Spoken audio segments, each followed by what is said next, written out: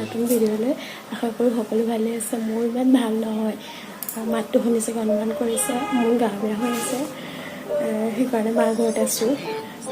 যেটা বিশেষ দিন সোনকালে চব্জিখিনি ৰেডি কৰি লৈছোঁ। চিম্পলকৈ কিবা এটা বনাম আৰু খাম। তাৰপিছত আমি এফালে যাম, ক'ত যাম সেয়া দেখাই আছোঁ দেই। এইফালে এয়া ভাত তুলি দিলোঁ আৰু এইফালে চব্জি বহাই থৈছোঁ। হ'ব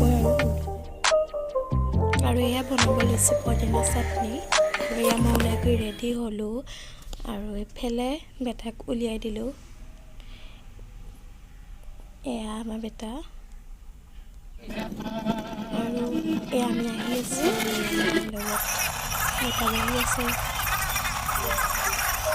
মানুহজন ড্ৰাইভিং কৰি আছে। আৰু এয়া আমি আহি পালোঁহি যোৰহাট কলাক্ষেত্ৰ সমন্বয়। আপোনালোক আহিবচোন, ইয়ালৈ বহুতেই ভাল লাগে। আৰু এয়া আমাৰ ল'ৰা খেলি আছে আইতাকৰ লগত।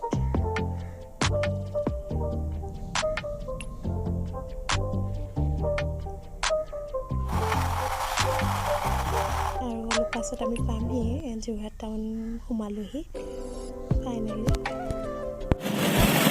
এয়া আমি ফাইনেলি পালোহি জি নাৰ্ছিং হোম।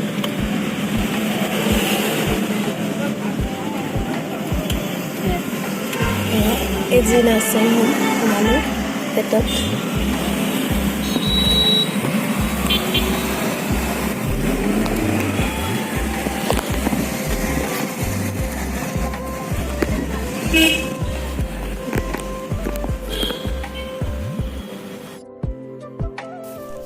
আৰু এই আমি সোমাই আহি অলপ দেৰি ৰ'ব লগা হ'ল, কাৰণ ভিতৰত বেছি মানুহ থকাৰ কাৰণে আমাক কেবিনত সোমাব দিয়া নাছিলে।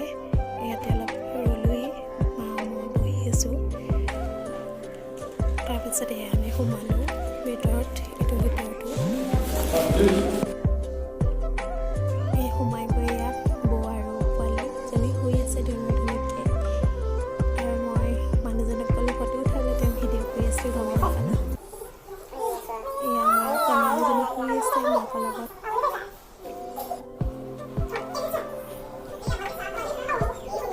এইফালে আমাৰ বাটাক দেখাইছোঁ। তাৰপিছত আমি অলপ দেৰি ৰৈ তাতে অলপ বহি কিবাকিবি খালোঁ, খাই মেলি ফটো কেইখনমান উঠিলোঁ। তাৰপিছত আমি ঘৰলৈ উভতি আহিলোঁ।